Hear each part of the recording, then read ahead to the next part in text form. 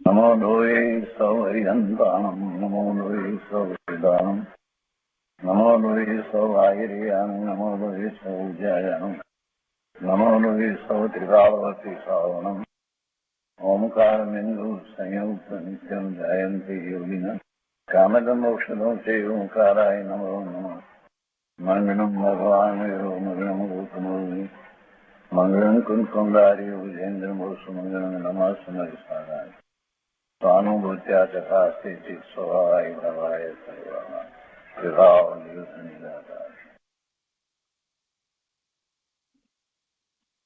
स्वामी कार्तिकेय अनुपरीक्षा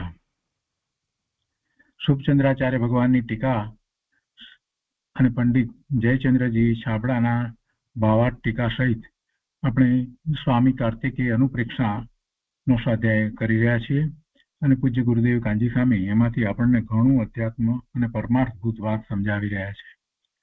સ્વામી કાર્તિકેય અનુપ્રેક્ષાના સ્વાધ્યાયમાં આપણે ગાથા 484 સુધી સ્વાધ્યાય કર્યો છે.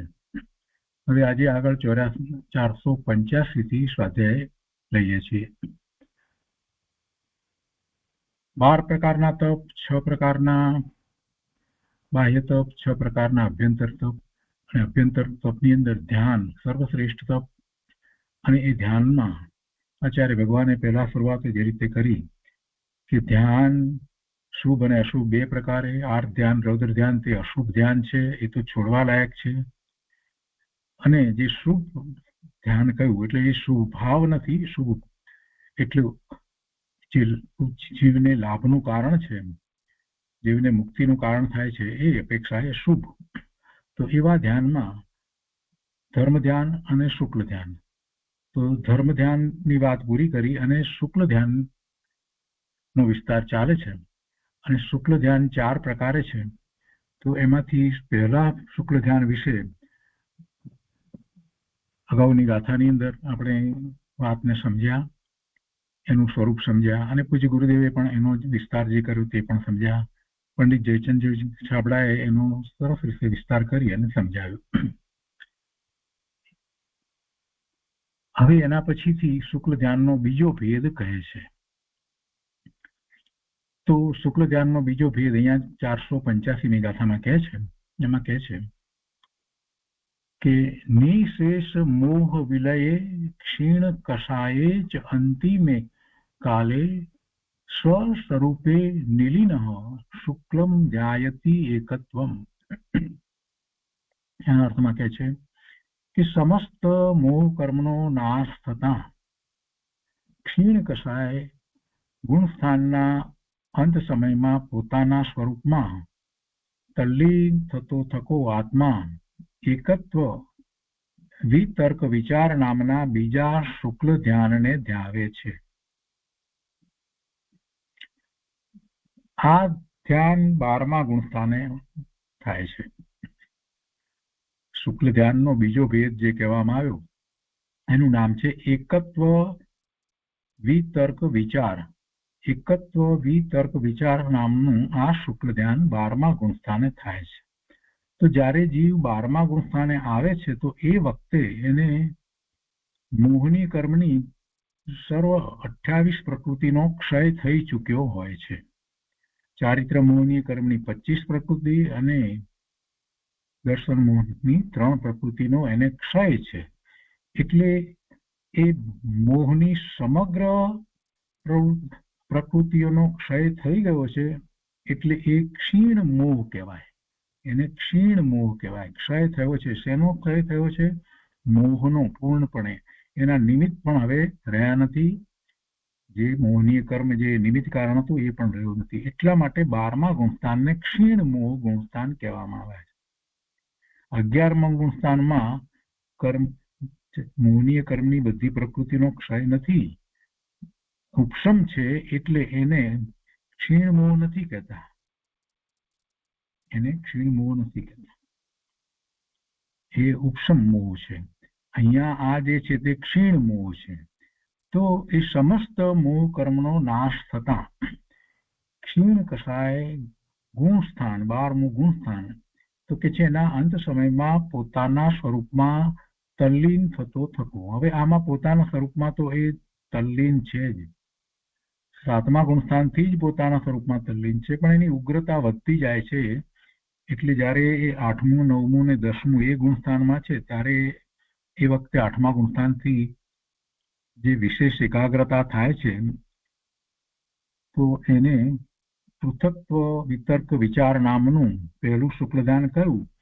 અને એમાં એ જે ચારિત્ર મૌલ્ય કર્મની પ્રકૃતિઓ જે બાકી હતી એ 21 પ્રકૃતિઓ જે છે એનો એ ક્ષય કરે છે અને 12મા ગુણસ્થાને આવે છે. હવે અહીંયા એ પૃથક્ત્વ વિતર્ક નામનું જે ધ્યાન હતું 8મું 9મું 10મું એની અંદર પૃથક્ત્વ વિતર્ક વિચાર નામનું ધ્યાન હતું એ હવે અહીંયા નથી. અહીંયા આવે છે ત્યારે તો એને એ કશાય રહી દશા થઈ ગઈ છે અને એ 12મા ગુણસ્થાને આવે છે. હવે 12મા ગુણસ્થાને ઘાતી કર્મની બીજી 3 ઘાતી કર્મની પ્રકૃતિઓના જે સત્તામાં પડી છે ઉદય વર્તે છે જે એનો એને ક્ષય થાય છે. એટલે અહીંયા એને વિશેષ ઉગ્રતા ધ્યાનની છે. આપણે જેને સામાન્ય અર્થમાં ધ્યાન કહીએ છીએ એ ધ્યાન નથી.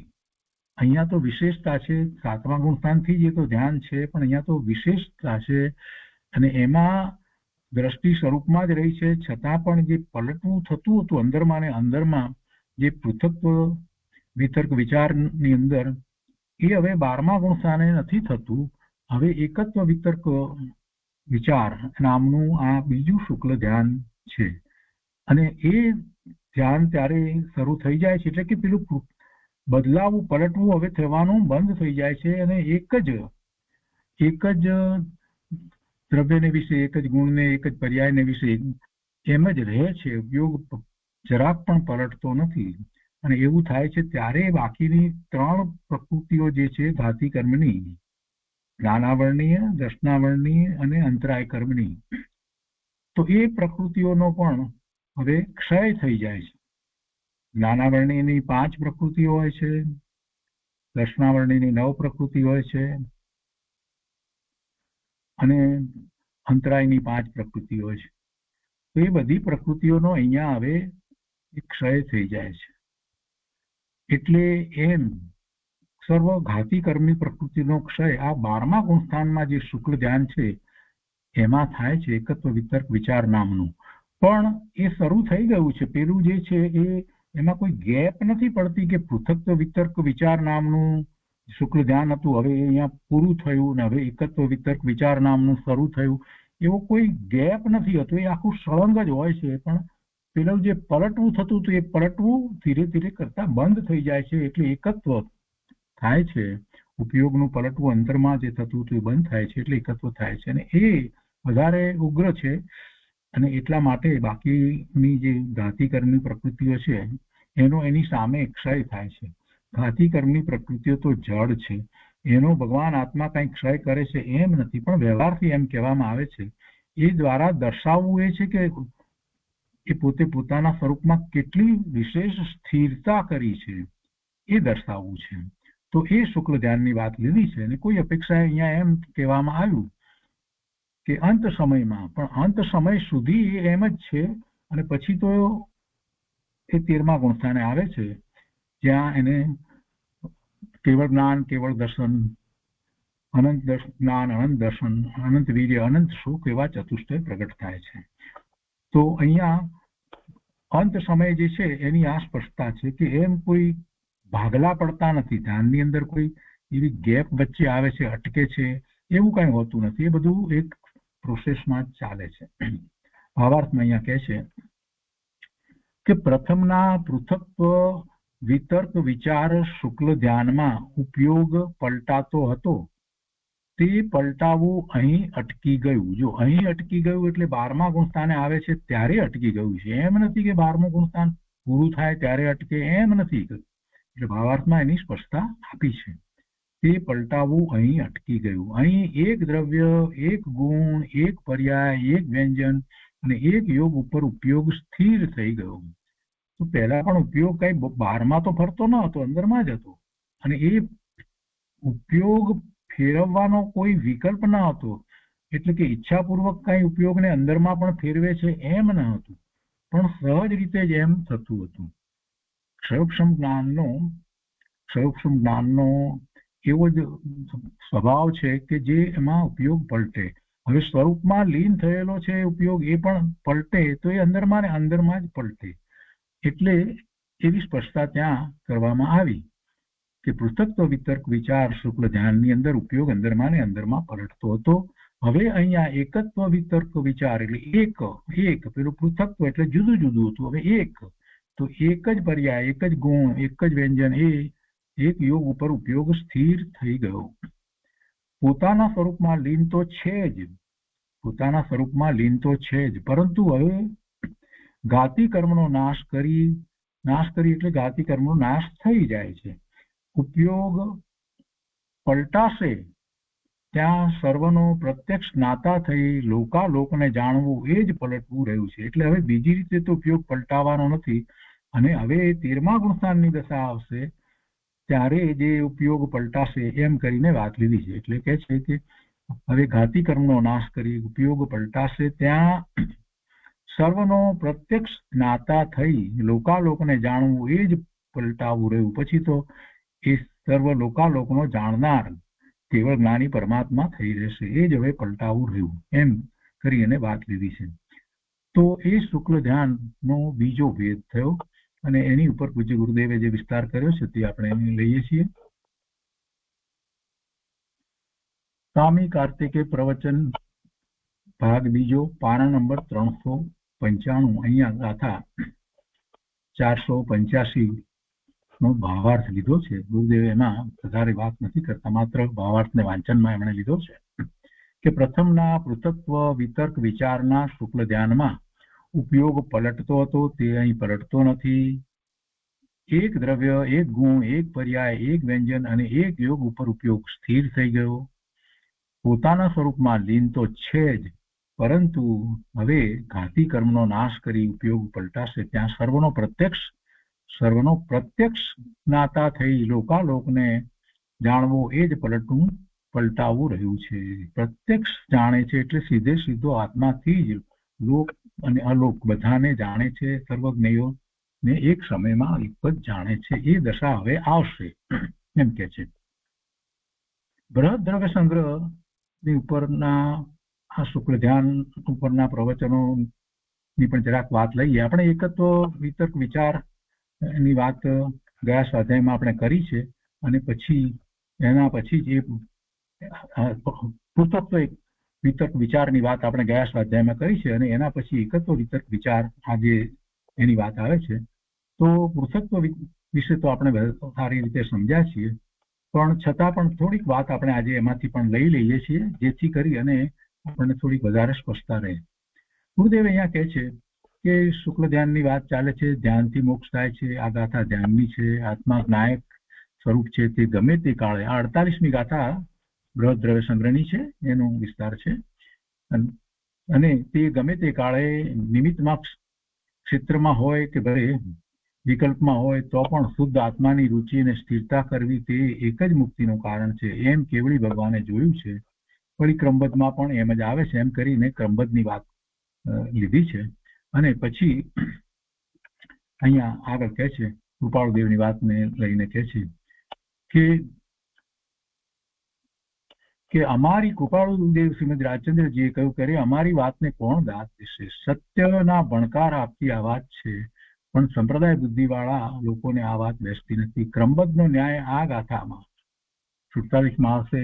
2 પ્રકારનો મોક્ષ માર્ગ ધ્યાનથી પમાય છે. એમાં કહ્યું છે કે પ્રયત્ન ચિત્તથી અભ્યાસ કરો એમ કહ્યું છે. તે પુરુષાર્થમાં ક્રમબદ્ધનો ન્યાય આવી જાય છે. જ્યાં ક્રમબદ્ધ કીધું અને જીવ યથાર્થ સમજો તેમાં સમજનારની નિમિત્ત બુદ્ધિ અને રાગ બુદ્ધિ ટળે છે અને સ્વબુદ્ધિ થાય છે. તે પુરુષાર્થમાં ક્રમબદ્ધનો ન્યાય આવી જાય છે. જે પર્યાય જે થવાની તે થવાની એમ નિર્ણય કરનાર પરથી કશી સ્વ તરફ વળે છે, એટલે સ્વભાવ તરફ ઢળી આવતા ક્ષણિક પર્યાયની રુચિ ટળતા સ્વભાવની રુચિ અને એકાગ્રતા થાય છે. આમ ધ્યાન કહો કે ક્રમબદ્ધ પર્યાયનો નિર્ણય કહો. જો ગુરુદેવે આને આ રીતે લીધું છે. ધ્યાન કહો કે ક્રમબદ્ધ પર્યાયનો નિર્ણય કહો એક જ છે. ધ્યાનથી બંને મોક્ષ માર્ગ પ્રાપ્ત થાય છે.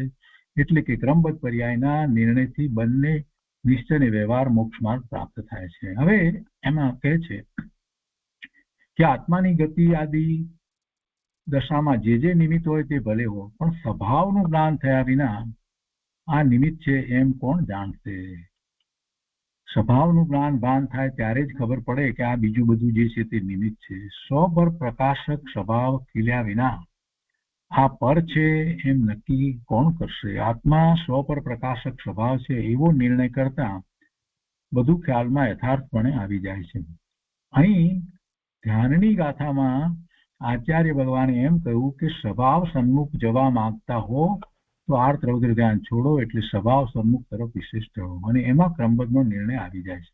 અને હવે ગાથા 48 ની વાત કરતા કહે છે કે ય પ્રથમ શુક્લ ધ્યાન ઉપશમ શ્રેણીથી, આ શુક્લ ધ્યાનના પ્રથમ ભેદ પૃથક્ત્વ વિતર્ક વિચારની વાત છે. જે વાત આપણે 484 ગાથામાં જે આવી એ વાત હવે કે છે, જે અહીંયા 48મી ગાથામાં છે. બૃહદ દ્રવ્ય સંગ્રહની 48મી ગાથા. અને કૃપાળુદેવને આ ગાથા ઘણી ગમતી હતી ને કૃપાળુદેવ એ ગાથા વારંવાર બોલતા હતા અને એના ઉપર ચિંતન પણ કરતા હતા. તો કે છે કે આ શુક્લ ધ્યાનના પ્રથમ ભેદ પૃથક્ત્વ વિતર્ક વિચારની વાત છે. આ પ્રથમ શુક્લ ધ્યાન ઉપશમ શ્રેણીની વિવક્ષામાં, કે જ્યાં પુરુષાર્થની મંદ ધારા વહે છે, ત્યાં 8મું અપૂર્વકરણ ઉપશમક, 9મું અનિવૃત્તિકરણ ઉપશમક અને 10મું સૂક્ષ્મ સાંપ્રાય ઉપશમક, એ ત્રણે ત્રણ ઉપશમક થાય એટલે ઉપશમ થાય. અને એમ થાય તો પછી 11માં આવે એટલે ઉપશાંત કષાય, એ 11મા ગુણસ્થાને આવે. તો આ 4 ગુણસ્થાનોમાં 8મું, 9મું, 10મું અને 11માં એ ઉપશમ ભાવ છે. એટલે અપૂર્વકરણ, અનિવૃત્તિકરણ અને સૂક્ષ્મ સાંપ્રાય એ 8મું, 9મું, 10મું ગુણસ્થાન જે ઉપશમ શ્રેણી ચડીને આવ્યા છે, એટલે એ બધાને ઉપશમક કહ્યું. અને પછી એ 11મે ઉપશાંત મોહ, ચોથો ઉપશાંત કષાય, આ 4 ચોથું એમાં હોય છે. એમાં આ ઉપશમ શ્રેણી હોય છે. અને જો ક્ષપક શ્રેણી ચડે છે તો કે છે કે ક્ષપક શ્રેણીની વિવક્ષામાં, એટલે કે સ્વરૂપમાંથી પાછો ન ફરે એવી ક્ષપક શ્રેણીમાં 8મા અપૂર્વકરણ, 9મા અનિવૃત્તિકરણ અને 10મા સૂક્ષ્મ સાંપ્રાયમાં એમાં અપૂર્વકરણ ક્ષપક, એવી જ રીતે અનિવૃત્તિકરણ ક્ષપક અને 10માં સૂક્ષ્મ સાંપ્રાય ક્ષપક, એમ 3 ગુણસ્થાનોમાં એ હોય છે. એટલે આ જે પ્રથમ શુક્લ ધ્યાનની વાત જે કરવામાં આવી એમાં આટલી વાતને આપણે એમાં ઉમેરીએ છીએ કે એને આ રીતે પણ કહેવામાં આવે છે. બંને શ્રેણીની અંદર જે છે તે 8મું, 9મું, 10મું તો છે, અને જે 11મા ગુણસ્થાને જે છે ત્યારે પણ પૃથક્ત્વ વિતર્ક નામનું શુક્લ ધ્યાન હોય છે. પૃથક્ત્વ વિતર્ક વિચાર નામનું શુક્લ ધ્યાન 11મે પણ હોય છે. ને આ પ્રમાણે પ્રથમ શુક્લ ધ્યાનની વાત થઈ, અને હવે એકત્વ વિતર્ક વિચાર એ બીજું શુક્લ ધ્યાન છે એની વાત એ કરે છે. તો અહીંયા ગુરુદેવે કહ્યું છે કે હવે શુક્લ ધ્યાનની બીજા પાયાની વાત કરે છે. આ ધ્યાન વખતે એકત્વ વિતર્ક વિચાર એ ધ્યાન જે 12મા ગુણસ્થાને હોય છે, ત્યારે એ વખતે શરૂઆતમાં દ્રવ્ય, ગુણ અથવા પર્યાયના વિચારમાં હોય છે. આત્મા દ્રવ્યનો અથવા વિકાર રહિત આત્માના સુખના અનુભવ રૂપ પર્યાયમાં અથવા નિજ આત્માના જ્ઞાન ગુણમાં, આ 3માંથી એકમાં ધ્યાની પ્રવૃત્ત છે. આ ધ્યાન ભરત ક્ષેત્રને વિશે વર્તમાનમાં તો થતું નથી, પણ મહાવીર ક્ષેત્રમાં હોય છે. અહીં અત્યારે ભરત ક્ષેત્રમાં હોતું નથી. છતાં તે દશાની તાકાત કેટલી છે તેનું જ્ઞાન કરવું જોઈએ. એટલે એ દશા કોની છે? આત્માની દશા છે, અને એમાં કેટલી તાકાત છે એ બતાવે છે. એટલે એનું જ્ઞાન કરવું જોઈએ. શુક્લ ધ્યાનના બીજા ભાગમાં પોતાના દ્રવ્યમાં લીન રહે છે. એટલે કે એકત્વ વિતર્ક વિચાર એ બીજો ભેદ શુક્લ ધ્યાનનો જે 12મા ગુણસ્થાને છે, એમાં પોતાના દ્રવ્યમાં લીન રહે છે, કાં તો પોતાના આનંદમાં લીન રહે છે, અને કાં તો પોતાના ગુણના વિચારમાં રહે છે. એટલે આમાં પલટવું થતું નથી, ઉપયોગનું પલટવું થતું નથી. જો આનંદમાં રહે છે તો પણ પોતે પોતાના સ્વભાવ ભાવે છે, જ્ઞાનમાં રહે છે તો પણ પોતાના સ્વભાવ ભાવે છે. અને એટલા માટે જ આપણે ગઈ વખતે વાત લીધી હતી કે પૃથક્ત્વ વિતર્ક વિચારની અંદર એ જે પલટવું થાય છે આ રીતે થાય. આ વાત ઉપરથી આપણે એ વાત ત્યાં લીધી હતી. આજે અહીંયા એની સ્પષ્ટતા થઈ જાય છે. તો અહીંયા એકત્વમાં એમ પલટવું થતું નથી. એટલે કે છે ગુરુદેવ કે શુક્લ ધ્યાનના બીજા ભાગમાં, એટલે કે આ એકત્વ વિતર્ક વિચાર નામના બીજા શુક્લ ધ્યાનમાં 12મા ગુણ સ્થાને એ પોતાના દ્રવ્યમાં લીન રહે છે, કાં તો પોતાના આનંદમાં લીન રહે છે, કાં તો પોતાના ગુણના વિચારમાં લીન રહે છે. દ્રવ્ય ગુણ પર્યાયના ભેદમાં અટકવું તે ધ્યાન નથી. એટલે એ તો વાત જ નથી. અહીંયા દ્રવ્ય ગુણ પર્યાયના ભેદમાં તો કઈ અટકવાનો પ્રશ્ન જ નથી. અહીંયા ભેદનું તો લક્ષ નથી, કોઈ વિકલ્પ પણ નથી. એટલે એ વાત તો છે જ નહીં. પણ અંદર જ સ્વભાવમાં ને સ્વભાવમાં જ પોતે પોતાની કોઈ વખતે ઈચ્છા નથી, વિકલ્પ ઉઠ્યો નથી કે હવે મારે આમ પલટવું અથવા હવે નથી પલટવું, એવો કોઈ ત્યાં વિકલ્પ હોતો નથી. એમ નથી કે પૃથક્ત્વ વિતર્ક વિચાર વખતે એને હવે એમ થતું હતું કે હવે હું આનંદમાં, હવે હું જ્ઞાનમાં, એવા કોઈ અંદરમાં વિકલ્પ કે ઈચ્છા કે એવું થતું નથી. પણ સ્વાભાવિક રીતે જ એવું એને પલટવું, ઉપયોગનું એવું પલટવું થતું હતું. એ ઉપયોગ અંદરમાં ને અંદરમાં જ પલટતો હતો. હવે એ પલટવું હવે ઘટી ગયું, અટકી જાય છે. હવે અટકવું થતું જ નથી. અને સ્વભાવમાં લીનતા રૂપ દશા તે ધ્યાન છે એ તો છે જ, પણ શરૂઆતમાં આવી પલટાતી દશા હોય તે જાણવા યોગ છે. 12મા ગુણસ્થાનની શરૂઆતમાં કોઈ વિચાર પલટતા હોય તો તે જાણવા જેવું છે. 12મા ગુણસ્થાનની શરૂઆતમાં કોઈ વિચાર પલટતા હોય તો તે જાણવા જેવું છે. જ્ઞાનનો ક્ષયોક્ષમ ભાવ છે, માટે પલટતો ભાવ છે એમ કહ્યું છે. અને એ પૃથક્ત્વ વિતર્ક વિચારની અંદર એ વાત આવી ગઈ છે. હવે એ પલટવું અહીંયા બંધ થાય છે એમ કે છે. પણ તે જ ધ્યાનની બીજી કક્ષામાં, એટલે કે બીજા શુક્લ ધ્યાનની અંદર એ 3 ભેદ રહેતા નથી. ત્યાં 12મી ભૂમિકામાં ભાવશ્રુત જ્ઞાન છે. વિતર્ક, વિતર્ક એટલે ભાવશ્રુત જ્ઞાનના બળથી સ્થિર થાય છે તે. અને જ્ઞાનની નિર્મળતા સ્વભાવ તરફ ઢળ્યું અને શાંતિનું વેદન થયું. તે ભાવશ્રુત જ્ઞાન પોતામાં સ્થિર થયું ત્યારે, એવું પોતાના ભાવમાં સ્થિર થયું ત્યારે અને શાંતિનું વેદન છે. હવે કહે છે કે જ્યારે પલટન પામે છે ત્યારે 12માની શરૂઆતમાં એકત્વ વિતર્ક વિચાર કહ્યું. એ પલટાઈને એક જ જગ્યાએ હવે રહી જાય છે તો એને એકત્વ વિતર્ક વિચાર કહ્યું. જે પૃથક્ત્વ વિતર્ક વિચાર હતું એ હવે એકત્વ વિતર્ક વિચાર થયું. હવે જુદું જુદું થતું નથી. અને પછી જ્યારે વિષય પલટે નહીં, તે 12મા ગુણસ્થાનકના પાછલા ભાગમાં તેને એકત્વ વિતર્ક અવિચાર કહે છે. આ વાત જરાક ગુરુદેવે વધારે સ્પષ્ટ કરી છે. જો 12માની શરૂઆતમાં એકત્વ વિતર્ક વિચાર કહ્યું, અહીંયા વિચાર છે, અહીંયા વિચાર છે. 12માની શરૂઆતમાં પેલું પૃથક્ત્વ વિતર્ક વિચાર હતું, એની જગ્યાએ હવે આ એકત્વ વિતર્ક વિચાર કહ્યું 12માની શરૂઆતમાં. અને પછી એ જ રહે છે. અને પછી 12મા ગુણસ્થાનના પાછલા ભાગમાં તે એકત્વ વિતર્ક વિચાર નહીં પણ અવિચાર છે. અહીંયા એક અક્ષર ગુરુદેવે વધારે મૂક્યો છે અને એના દ્વારા આપણને વધારે સ્પષ્ટતા થાય છે. 12માની શરૂઆતમાં પૃથક્ત્વ વિતર્ક વિચાર નામનું જે ધ્યાન હતું એમાંથી હવે એકત્વ વિતર્ક વિચાર ધ્યાન થયું. અને એ 12મા ગુણસ્થાન દરમિયાન બાકી રહેલા 3 ઘાતી કર્મોની પ્રકૃતિનો ક્ષય થયો. અને પછી એ 12મા ગુણસ્થાનનો સમય અંતર્મુહૂર્તનો જે છે તે પૂરો થયો છે. અને છેલ્લા સમયોમાં પાછલા ભાગમાં એના એકત્વ વિતર્ક અવિચાર, અહીંયા અવિચાર છે, અવિચાર થાય છે. અને પછી કેવળ જ્ઞાન થાય છે. પછી 13મા ગુણસ્થાને જાય છે. એટલે 12મા ગુણસ્થાન દરમિયાનમાં એકત્વ વિતર્ક વિચાર અને પછી એકત્વ વિતર્ક અવિચાર એમ ગુરુદેવે વિશેષ સ્પષ્ટતા કરી છે. અને પછી કેવળ જ્ઞાન થાય છે. હવે એના સંબંધી થોડીક બીજી વાત છે પણ આપણે સાથે લઈ લઈએ છીએ કે જે કોઈ સમ્યક દર્શન અથવા ચારિત્ર અથવા મોક્ષ પામે છે તે ધ્યાનથી જ પામે છે. એમાં તો બીજી કોઈ વાત જ નથી, બીજો વિકલ્પે કરવાની જરૂર નથી. સમ્યક દર્શન અથવા ચારિત્ર અથવા મોક્ષ પામે છે તે ધ્યાનથી જ પામે છે. મોક્ષ માર્ગ પ્રકાશકમાં એમ આવશે કે જ્ઞાનના અનેક પ્રકારના વિચાર કરવા તે રાગનું કારણ નથી.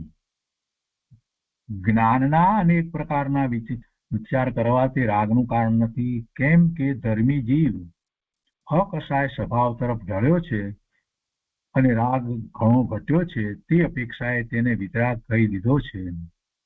જ્ઞાનની વિશેષ ખીલવટ છે અને જ્ઞેયોને વિચારે છે માટે રાગની ઉત્પત્તિ થાય છે એમ નથી. બસ આટલી વાત અહીંયા સમજાવી છે. કેમ કે મોક્ષ માર્ગ પ્રકાશની શૈલી જરાક જુદી રીતે છે અને એમાં તો પંડિત ટોડરમલજીએ થોડીક વાત એ રીતે લીધી છે. નિર્વિકલ્પતાની વાત ઉપર બહુ જોર આપ્યું નથી, પણ તત્વ વિચાર ઉપર વધારે જોર આપ્યું છે. અને ખાસ કરીને એમાં રહસ્યપૂર્ણ ચિઠ્ઠીની અંદર તો એ વાત તો વધારે એમણે કહી છે. તો કે છે કે જ્ઞાનની વિશેષ ખીલવટ છે, તે જ્ઞેયોને વિચારે છે માટે કઈ રાગની ઉત્પત્તિ થાય છે એમ નથી. અને જ્ઞાન સ્વભાવનું સામર્થ્ય બતાવવા એમ કહ્યું છે. ગુરુદેવે આ સ્પષ્ટતા કરી કે શા માટે ત્યાં મોક્ષ માર્ગ પ્રકાશમાં એ વાત કરી છે. અત્યારે વર્તમાનમાં કેટલાક લોકો આ મોક્ષ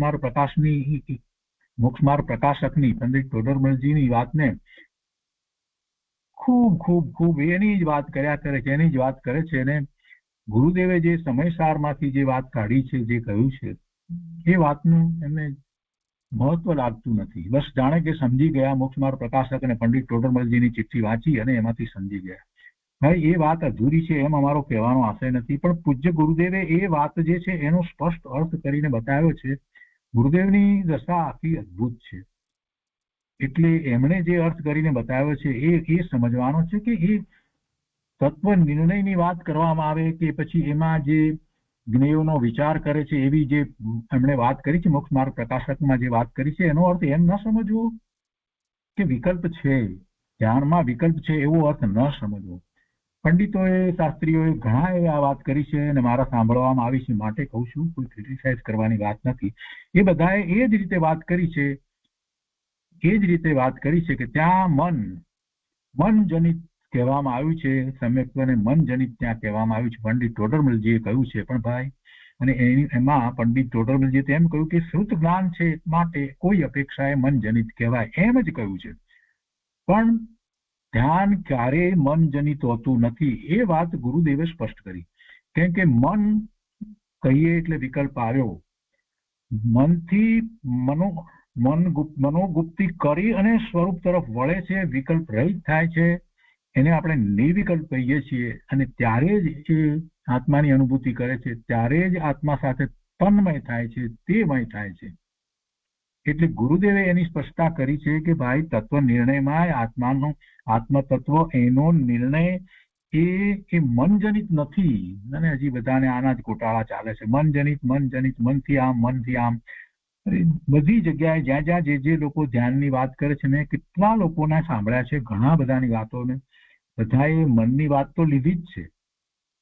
સમ્યક દર્શનમાં મનની વાત બધાએ જ લીધી છે. ગુરુદેવને બાદ કરતા બધા અત્યારના વિદ્વાનો જે કહેવાય, કેટલાક ઉપદેશકો બધાએ ધ્યાન સંબંધી ઘણું બધું કહ્યું છે, પણ બધા મનથી આગળ વધ્યા નથી. મન તો રાખ્યું જ છે એમને એમ છે કે મન વિના કાંઈ હોય જ નહીં.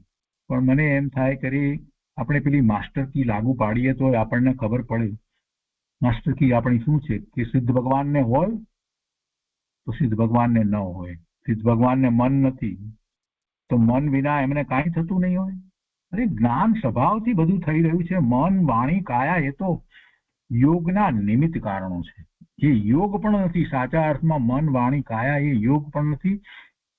એ યોગના નિમિત્ત કારણ છે. યોગ તો આત્મપ્રદેશનું કંપન છે. એ આત્મપ્રદેશનું કંપનમાં જે નિમિત્ત થાય એ ધ્યાન, જે સ્થિરતા વાળું ધ્યાન, એનું એ કારણ કેવી રીતે બને?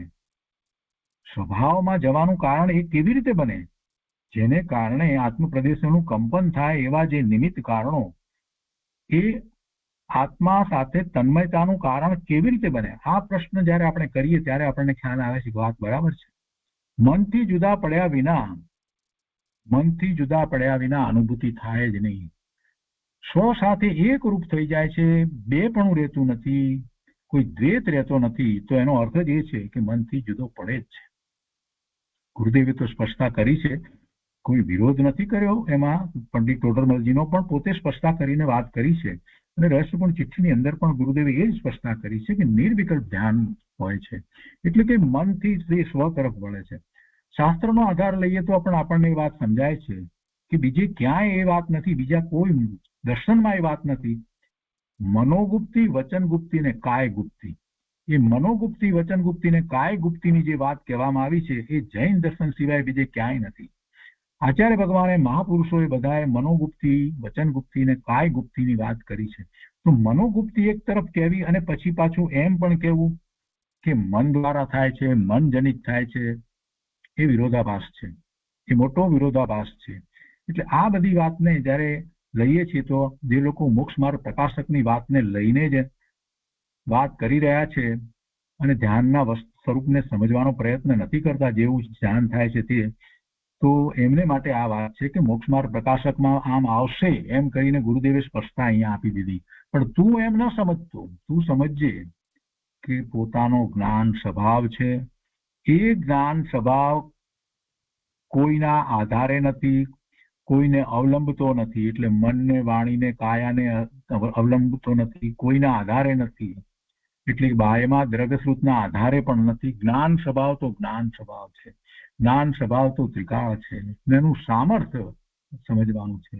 અને એ વાત પછી ગુરુદેવે લીધી અહીંયા કે જ્ઞાન સ્વભાવનું સામર્થ્ય બતાવવા માત્ર ત્યાં એમ કહેવામાં આવ્યું છે, જ્ઞાનની વાત કરી છે એમ કરીને ત્યાં એ રીતે લીધું છે.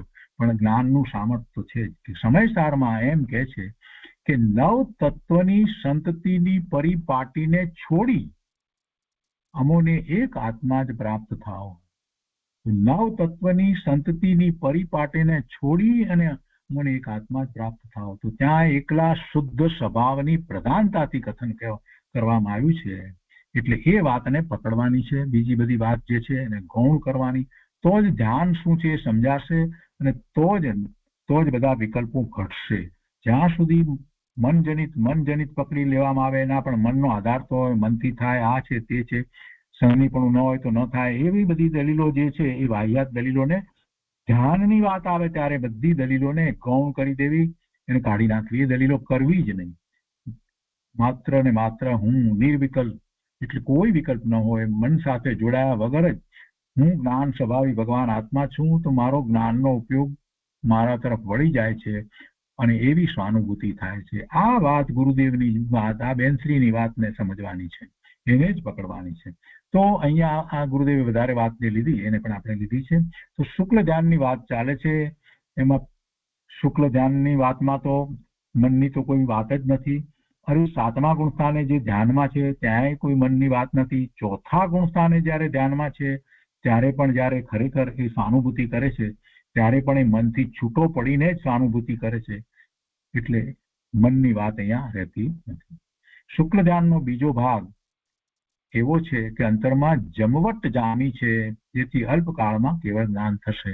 અને અહીંયા બીજા ભાગની અંદર, એટલે કે બીજા શુક્લ ધ્યાનની અંદર એકત્વ વિતર્ક વિચારની વાત કરવામાં આવી. એમાં ગુરુદેવે એક વાત સમજાવી, વિચાર અને અવિચાર એમ બે શબ્દ મૂકી અને ગુરુદેવે અહીંયા લીધું કે તે 12મા ગુણસ્થાનકના પાછલા ભાગમાં તેને એકત્વ વિતર્ક અવિચાર કહે છે, એમ કરીને વાત લીધી. એટલે થોડોક એમાં ફેર છે.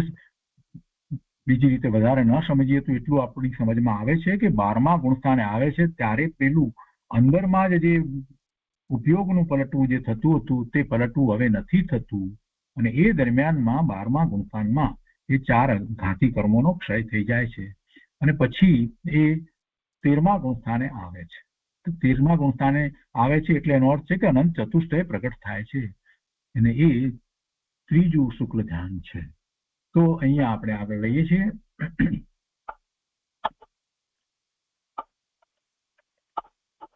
ગુરુદેવે વિસ્તાર આનો વધારે અહીંયા આ સ્વામી કાર્તિક અનુપ્રેક્ષાની અંદર નથી કર્યો, માત્ર ભાવાર્થને વાંચનમાં લીધો છે. અને ત્યાર પછીથી ગાથા 486 આવે છે. તો હવે આપણે ગાથા 486 લઈએ છીએ. તો એમાં હવે શુક્લ ધ્યાનનો ત્રીજો ભેદ કહે છે.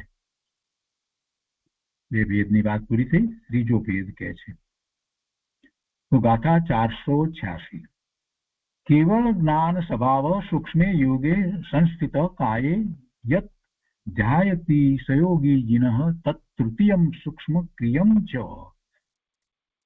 એના અર્થમાં કહે છે કે કેવળ જ્ઞાન છે સ્વભાવ જેનો એવા સયોગ કેવળી, સ એટલે સહિત, યોગ કેવળી જેને જે યોગ સહિત કેવળી છે એ 13મું ગુણસ્થાન એ હરિયન પરમાત્મા એ તીર્થંકર ભગવાન કેવળી ભગવાન એ સયોગ કેવળી છે, યોગ સહિત છે. કયા યોગ છે? મન વાણી કાયાના યોગ છે.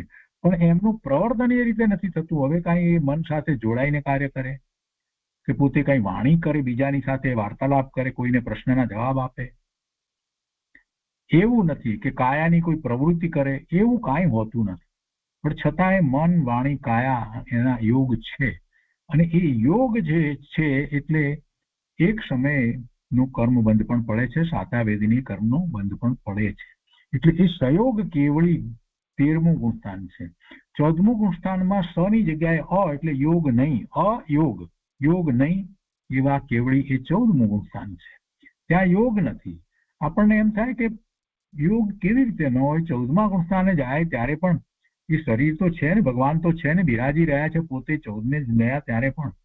અને અંદરમાં પણ એ દ્રવ્યમન પણ પડ્યું હશે, ભાવમન બધું હોય, શરીર છે, વાણી કરવાની શક્તિ બધું પડ્યું છે, જે 13મે હતા, જે સયોગ હતા, એના સહિત હોવા છતાં અયોગ કેવી રીતે થઈ જાય? યોગ તો છે.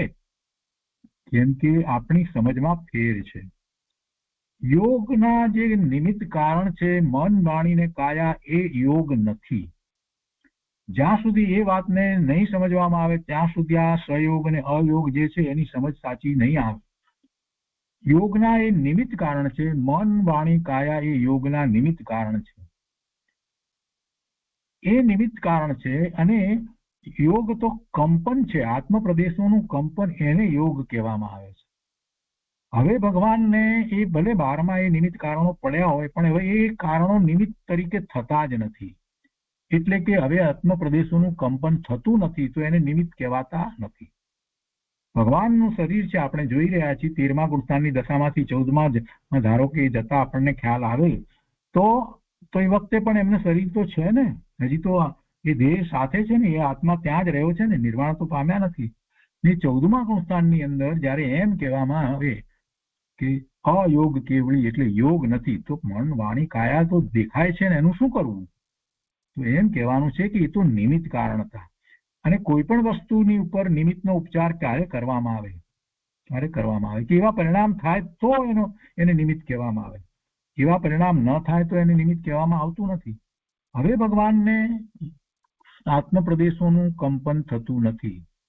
14મા ગુણસ્થાનમાં પછી આત્મ પ્રદેશોનું કંપન થતું નથી. 13માના છેલ્લા ભાગમાં અંતર્મુહૂર્ત સમય બાકી રહ્યો એ વખતે એવું થાય છે, ત્રીજું શુક્લ ધ્યાન પ્રગટ થાય છે અને પછીથી એ અયોગ કેવળી થાય છે. એટલે કે આત્મ પ્રદેશોનું કંપન પણ અટકી જાય છે.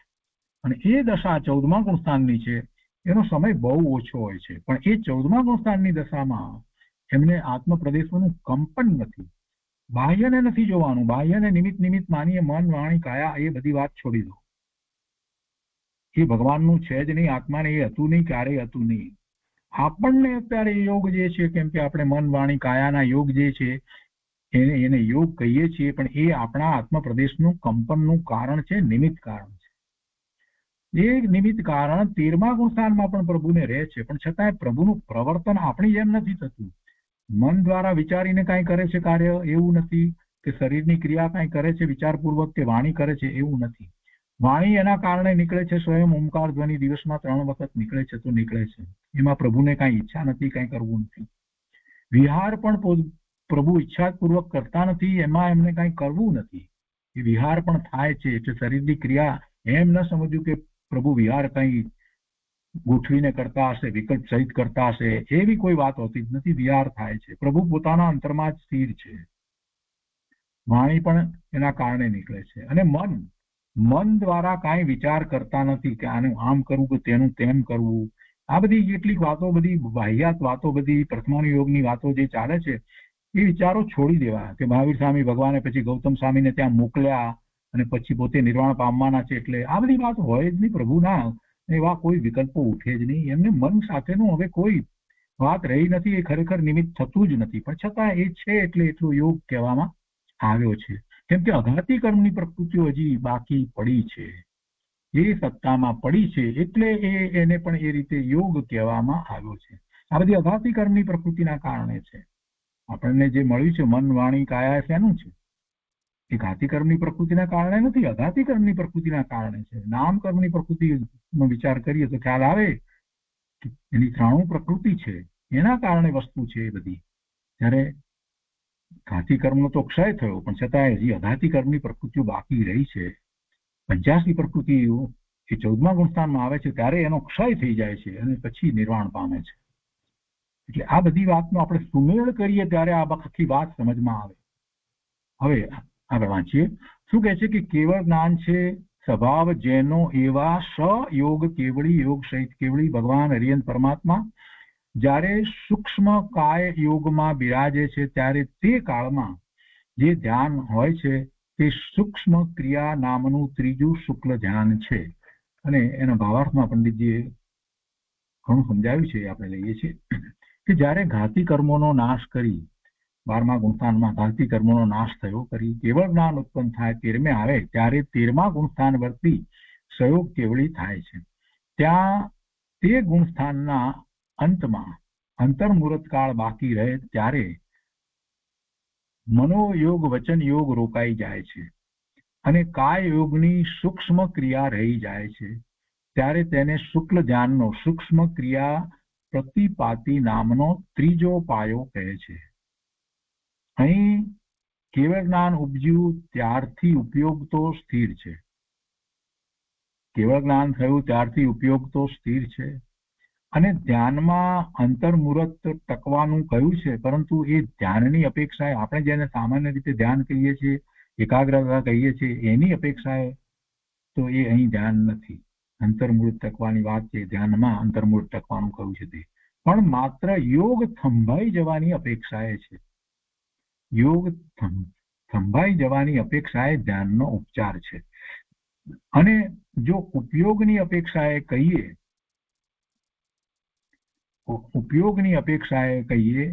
તો ઉપયોગ અહીં થંભી જ રહ્યો છે. એટલે ભાષામાં કઈ રીતે લેવું એ માટે થઈ અને પંડિતજીએ વધારે સ્પષ્ટતા સહિત લખવું પડ્યું છે.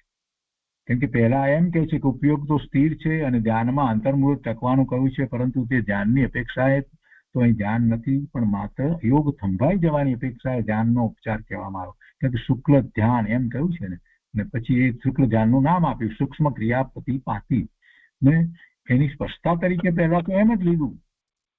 પહેલા તો એ રીતે જ લીધું કે મનનો યોગ અને વચનનો યોગ રોકાઈ જાય છે અને કાય યોગની સૂક્ષ્મ ક્રિયા રહી જાય છે.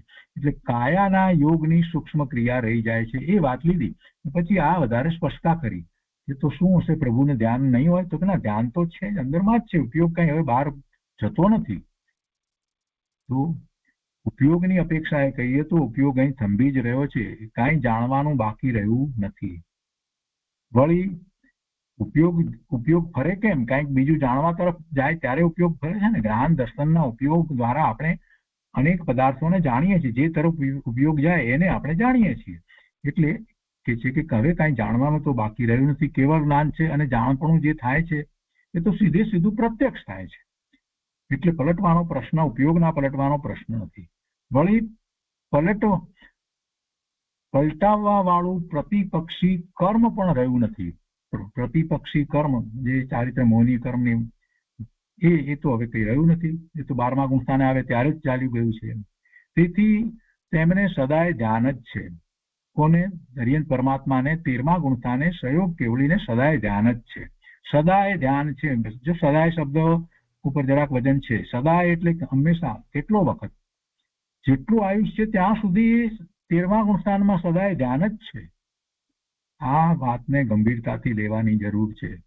આ ધ્યાન જ છે સદાય. શ્રીમંદર પ્રભુ ધ્યાનમાં જ છે. 1 કરોડ પૂર્વ વર્ષનું આયુષ્ય તો શું ધ્યાનમાં જ છે? આ છે તો શું છે? ધ્યાનમાં જ છે. મન વાણી કાયા દ્વારા કોઈ એમની પ્રવૃત્તિ થતી જ નથી.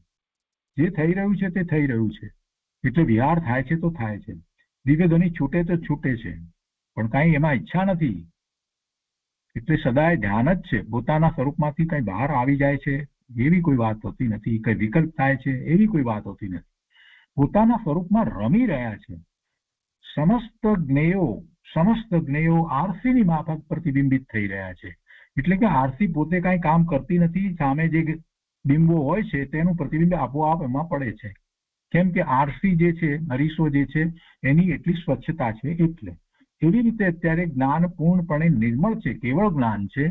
એટલે સમસ્ત જ્ઞેયો એ અરીસાની જેમ ભગવાનના જ્ઞાનમાં પ્રતિબિંબિત થઈ રહ્યા છે. ત્રણ કાળના, ત્રણ લોકના સમસ્ત જ્ઞેયો, સમસ્ત પદાર્થોના જ્ઞેયો એમાં પ્રતિબિંબિત થઈ રહ્યા છે. મોહના નાશથી કોઈ પદાર્થોમાં ઈષ્ટ અનિષ્ટ ભાવ નથી. મોહ જ રહ્યો નથી તો હવે ઈષ્ટ અનિષ્ટનો તો પ્રશ્ન જ નથી. એ તો ક્યારનું ચાલી ગયું. એ પ્રમાણે કે છે કે સૂક્ષ્મ ક્રિયા પ્રતિપાતી નામનું ત્રીજું શુક્લ ધ્યાન પ્રવર્તે છે. હવે એના ઉપર પૂજ્ય ગુરુદેવે જે વિસ્તાર કર્યો છે ત્રીજા વિશે,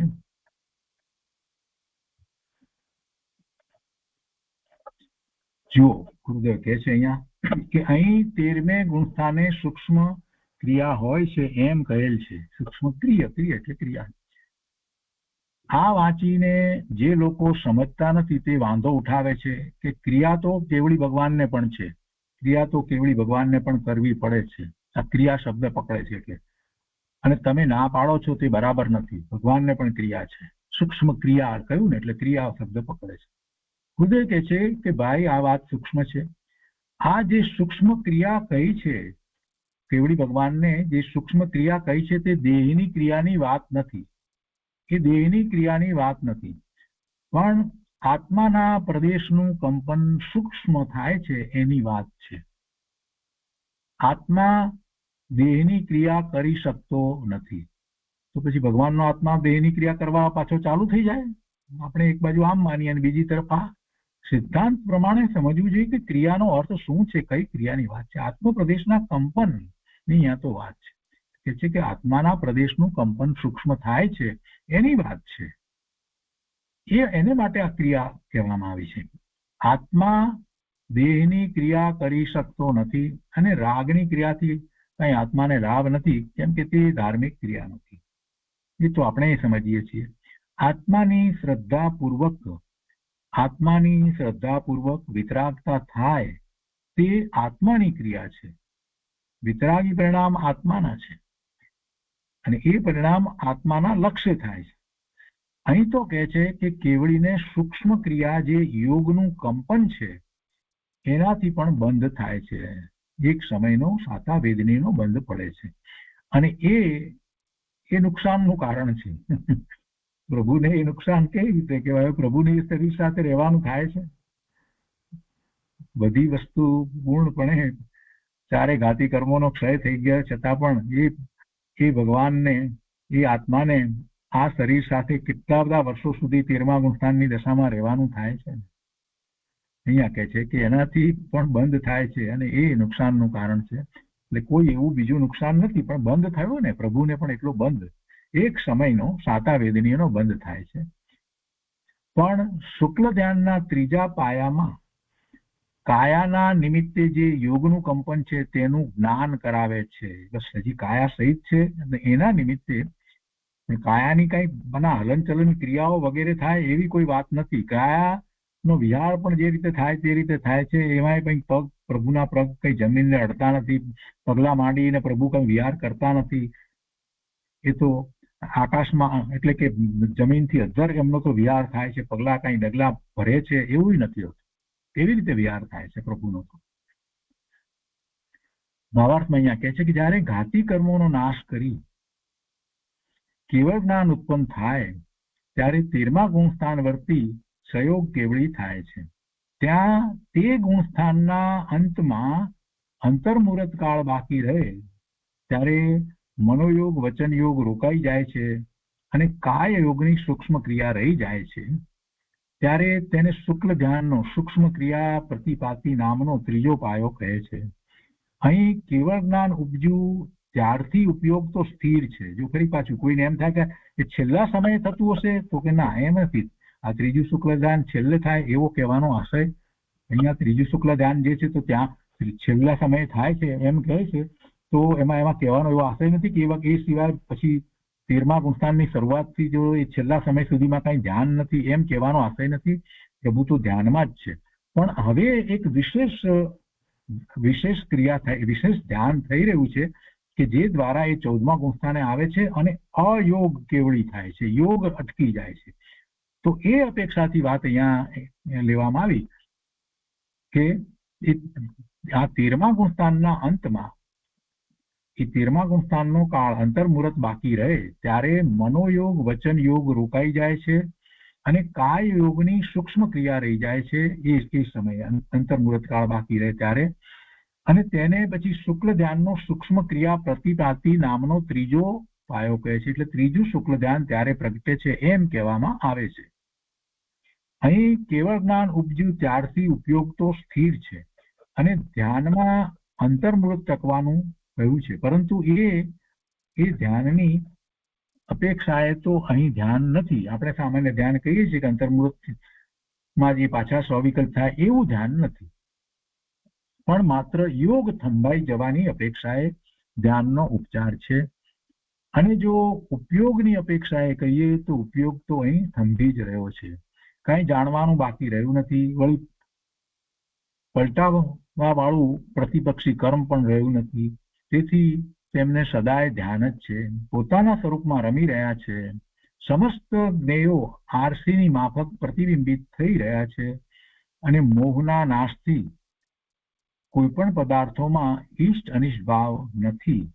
એ પ્રમાણે સૂક્ષ્મ ક્રિયા પ્રતિપાતી નામનું ત્રીજું શુક્લ ધ્યાન પ્રવર્તે છે. જો પ્રવર્તે છે એમ કે છે એ વખતે 13મા ગુણસ્થાનના અંતર્મુહૂર્ત કાળ બાકી રહ્યો છે ત્યારે. અને આગળ પછીથી 14મા ગુણસ્થાને આવે છે એ ચોથું શુક્લ ધ્યાન ત્યાં પ્રગટ થાય છે અને એ દશા વખતે યોગ રહેતો નથી. એટલે અયોગ કેવળી એવી દશા થાય છે. એ ચોથું શુક્લ ધ્યાન પછી એનું નામ છે દ્વિપરત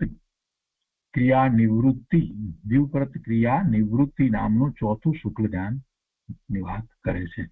તો એ ચોથા શુક્લ ધ્યાનની વાત જે છે એ ગાથા 487 ની અંદર છે અને એ ગાથા